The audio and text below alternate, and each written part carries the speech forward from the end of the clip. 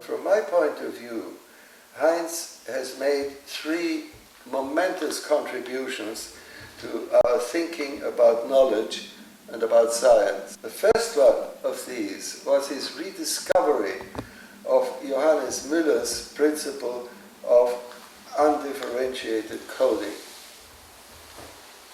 What that principle says is that the neural signals that are generated by our sense organs and sent to the cortex are all qualitatively the same. They only vary in intensity. As Heinz put it, he said, our senses tell us how much, but they never tell us what.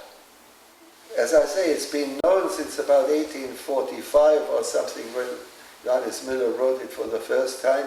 Psychologists know about it, but yet any course on perception will talk about information coming in from the outside to the inside.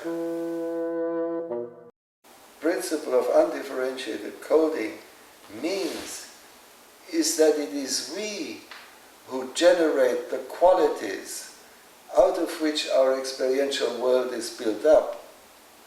And these qualities are our invention on the basis of quantitative differences. And the qualities tell us nothing. They contain no information about qualities outside. Now it's a fundamental insight.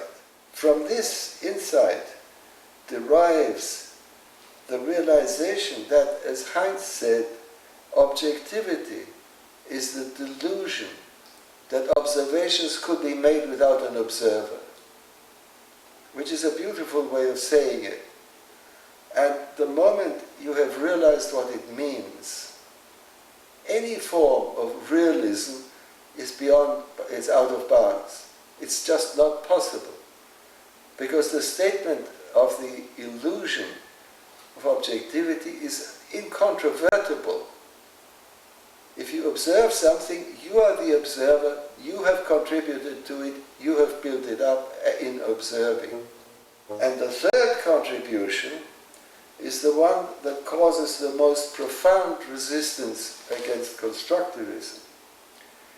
And it also derives from the two earlier ones, because it simply says, if it is you who constructs your way of thinking, who constructs your experiential world and your ways of dealing with it, then you are responsible for what you do and for what you think.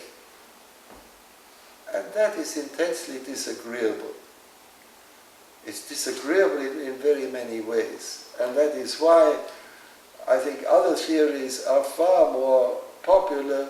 If you can somehow blame your genes, or if you can blame your upbringing, or if you can blame I don't know what, it's more comfortable.